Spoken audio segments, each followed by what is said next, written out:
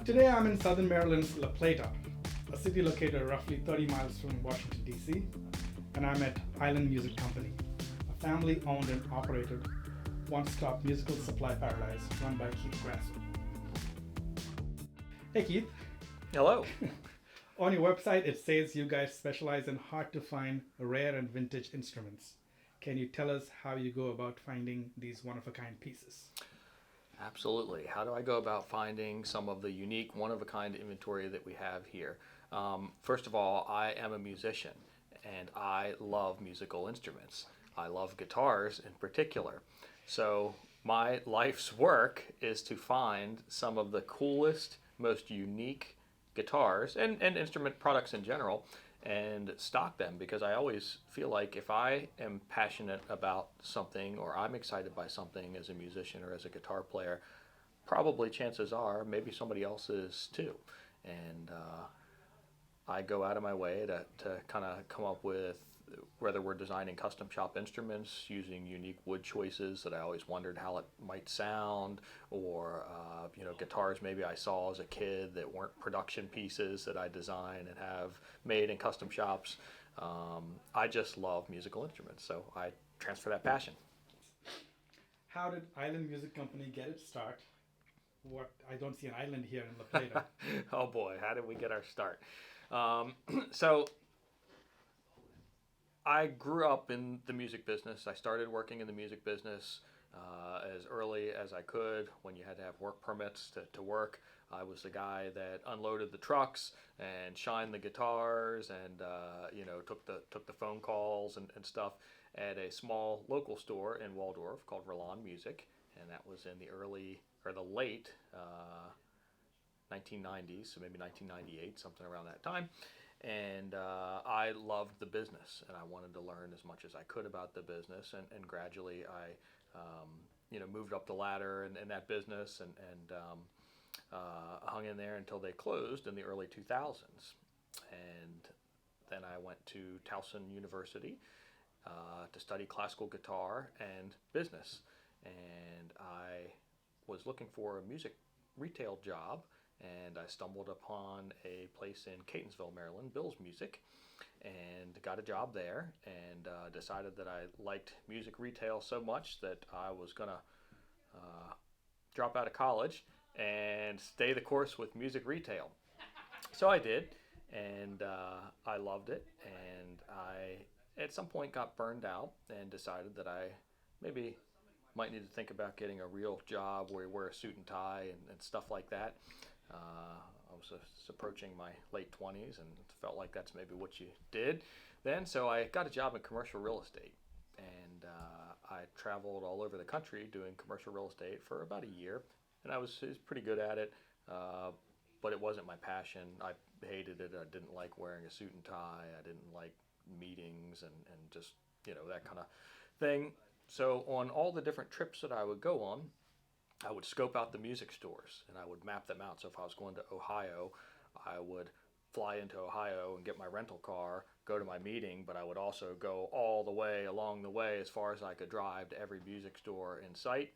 And I just started buying things that I thought were cool and maybe, was underpriced or maybe, not good for that market, but maybe good for another market. And I would take them home and play them for a little bit. And at the time, we lived in a small apartment in Solomon's Island, Maryland, which is like a cool tourist destination. And my wife, who at the time was a newer girlfriend, was kind of like, well, what the hell are you doing with all these guitars? And now our guest bedroom is full of guitars and boxes. And, people are calling and wanting to come to the house and look at these guitars because I would sell them after I was done. So we decided that we need to get this out of the house. And so we thought, okay, well, maybe we'll open a store. Well, Solomon's Island is a great area. However, 6 months out of the year, when the weather turns, nobody's there. So it would never support a real brick and mortar store. And it was important to me to have something like that. So we thought the next logical place would be La Plata, as I grew up right on the street, roughly a mile away.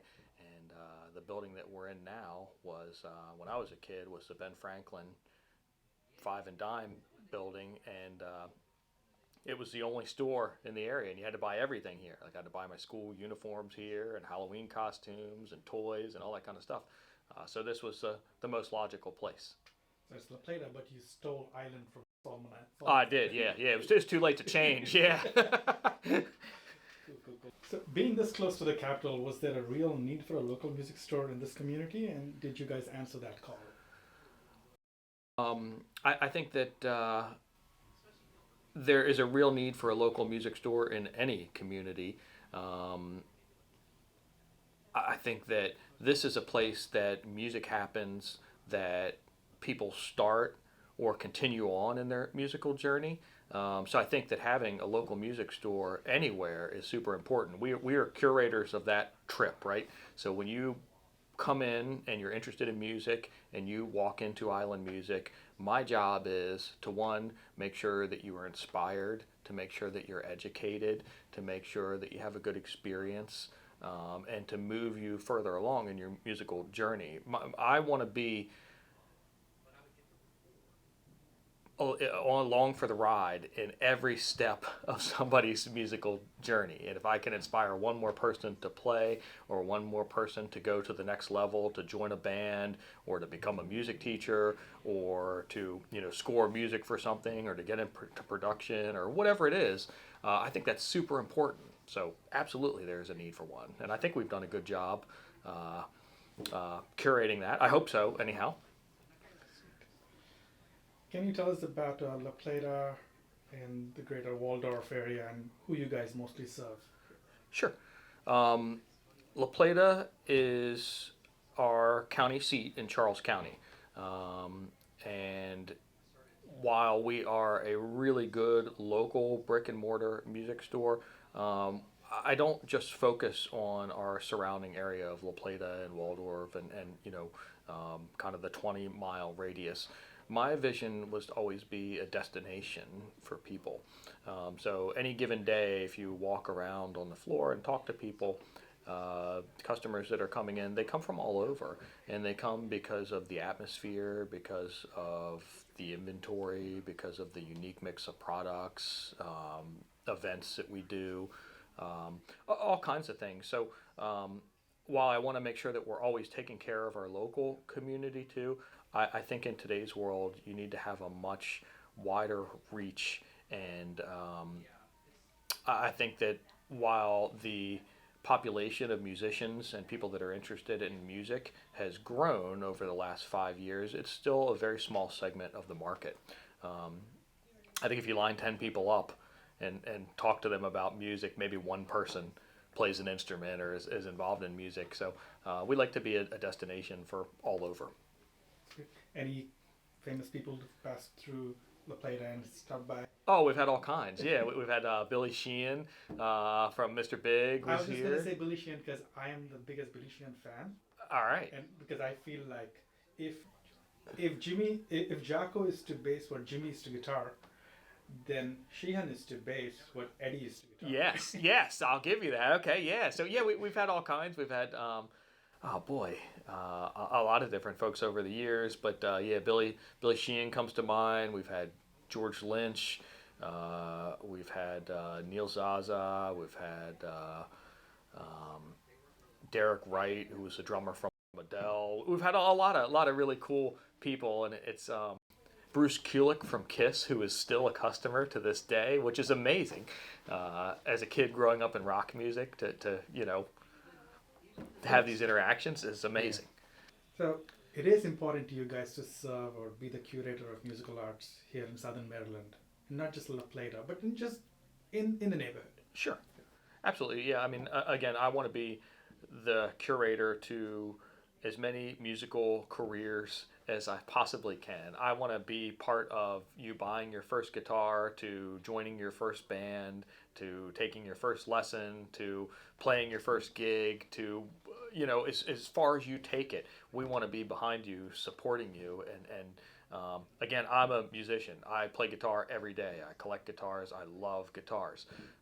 So I always think, man, I wish that I had something like this when I was a kid to push me farther along, a place that you could go to just talk to other musicians, to see cool gear, to understand what it does, to to trade in your old gear and get something cool and shiny and new. And I think the music world has changed so much from when I was younger and came up in it. Living here was a fairly rural area, and there wasn't a whole lot of music going on. This was a farm town, a farm area, and I lived for my monthly Guitar World magazine, that you would get in the mail, and you would just pray that you liked one of the four songs that they transcribed, and every once in a while you would go, into the big city, Waldorf, and you would be able to get a tape or a CD or something like that, and most of that musical journey was just you'd figured it out on your own kind of thing,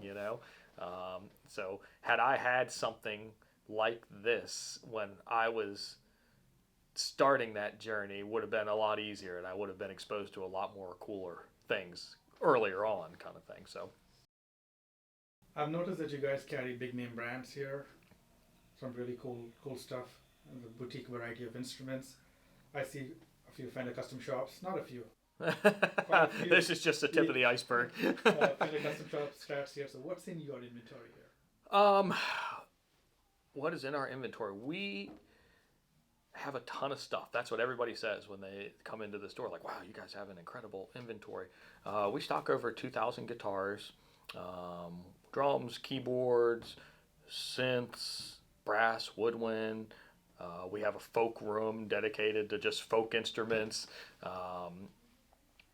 pro audio, production, DJ, lighting. We have a separate audio installation company. Really everything to do with music, but we're really known for our guitars. We stock a pretty big market segment of high-end, unique, boutique-style instruments. We have kind of a separate division that's called Collector's Choice Guitars, and that's all of our high-end specialty things: Fender Custom Shop, Gibson Custom Shop, Paul Reed Smith Private Stock, ESP Customs from Japan, custom Martin acoustics and Taylor acoustics that we design. I try to find unique brands like B3, Nags,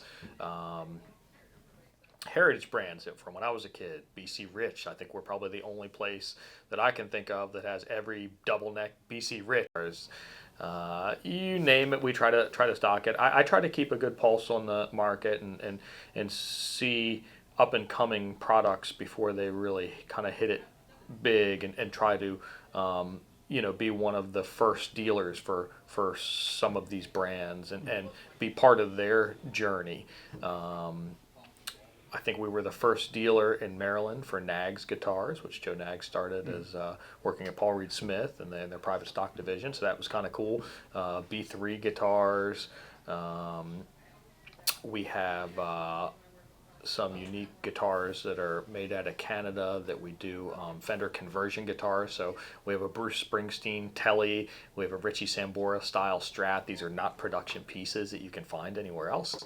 So yeah, we have a pretty awesome, unique inventory, and it's also intertwined with all kinds of used and vintage gear, because not only do we buy all these new cool pieces, we're also the hub for you to trade in your old gear or sell us gear outright. So we have a really unique inventory, and it changes every single day.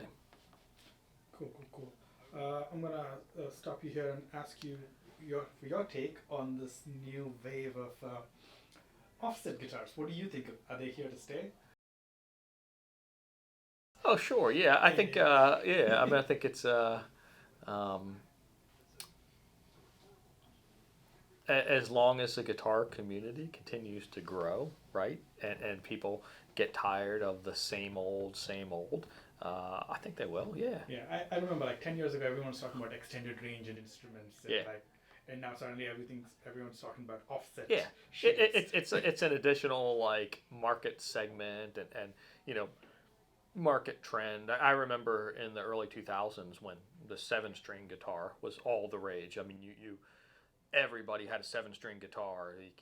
All of a sudden here's Peavey has a 7-string guitar, and Yamaha, and these brands you wouldn't think would have these, and that has still become a market segment. I can't tell you how many 7-string guitars, Ibanez or Legator or Schecter or even ESP still sell. And then it went to the extended range, like the 9-string fan fret guitars or whatever, and they have still, it's been 10 years now.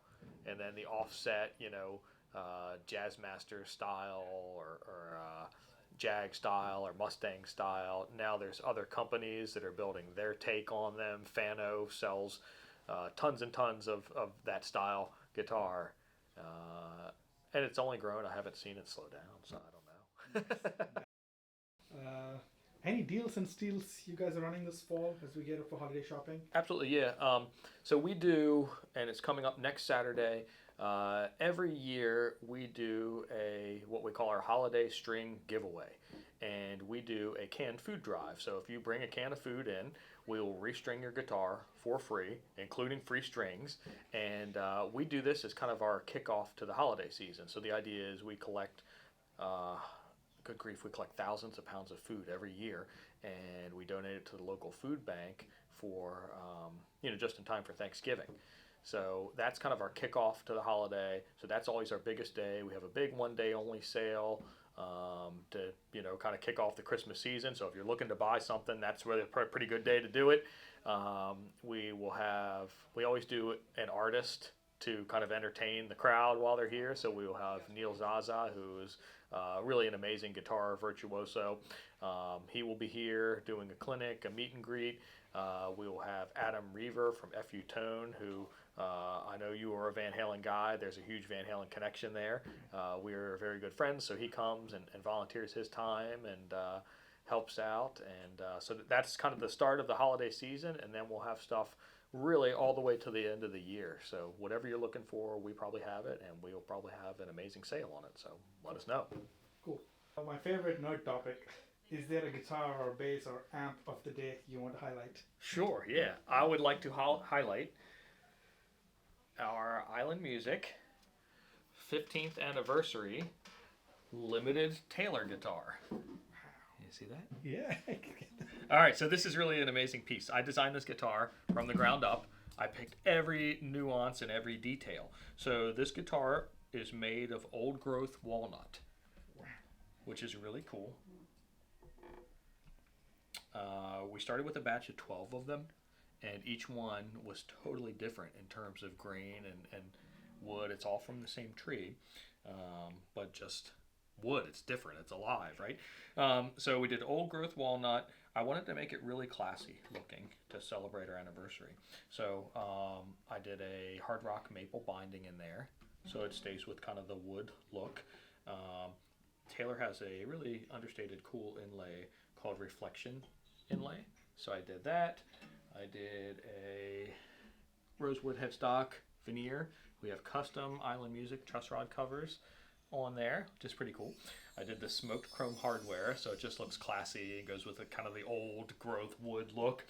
It's acoustic electric. It's their Grand Auditorium size, which is the most popular body size in Taylor, and these come with a really cool certificate of authenticity. They're all numbered and signed, and they come with a certificate of authenticity signed by Andy Powers, who is the head designer of Taylor. So really, really cool, unique piece. We have a few left, not many, but it's really been well received, and it's kind of a cool piece of Island Music history. That's cool. And is Fishman equipped? No, it's actually Taylor has their own ES2 system, which is really a phenomenal acoustic transducer system. Yeah, can you? Let's play it. Let's hope it's in tune. Oh, I better get my hammer or my tuner. Here, hold on.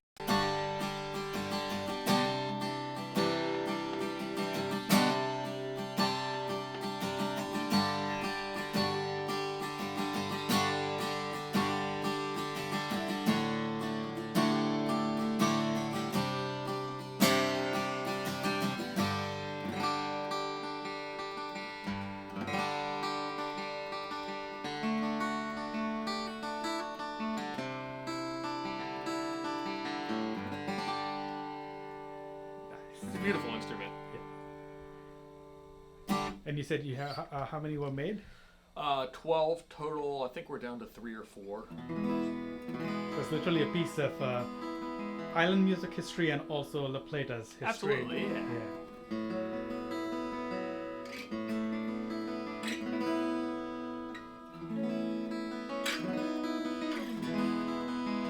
Did most of the people who bought these instruments, are they local? I think so. Yeah, I think that they're. We've sold a lot of these instruments to what I would call like heritage customers. Customers who've been with us since the beginning. You know, we started in a small 10 by 12 room, just Nikki and I, and a lot of the local customers have really been with us since the beginning. So it's you know, I think it's a cool piece for them too. Wonderful. Keith, some parting words, famous last words. How do we find you? You can find us really everywhere. All the social medias, Facebook, Instagram. I think we even have a Twitter. We have a very active YouTube page too. You can find us on our website, islandmusicco.com. You can punch us in Google, and tons and tons of stuff will come up. We are really everywhere. Sweet. And thank you so much, Keith. But before we go, I definitely want some bonus footage and bonus information about that bonus guitar right there in the back. All right.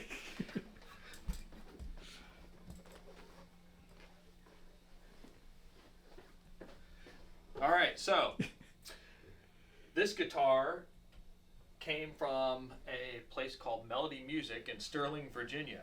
And I think they closed last year or the year before. And I have followed them on Facebook and thought it was a cool store. And as they were closing, they posted this guitar and said, "Must go. We're getting rid of this guitar." So I saw it instantly and called them and said, "I have to have it. I'll send somebody right now." And they said, "Okay." So I sent one of the guys up to pick it up, and thought it was a really cool piece. I actually wanted to put it outside on the roof, but my wife vetoed that idea. So here it lives in the office. I don't think you can tune it up and play it. It's definitely 6 feet tall. Yeah, it could very well be. I feel like I'm shrinking, so it's hard to hard to really get a feel. But it's a really cool piece. It's become a focal point of the room, and I think we're going to come up with some cool selfie ideas that people can do with it and share it. But I love it, and I'm happy to have it, and I'm happy that it's in here in the office with me. Very inspirational and cool. Not too many music stores have a 6 foot tall guitar, right? I've never seen one. All right, there we go. Wonderful. Thank you so much, Keith. Oh yeah, no problem.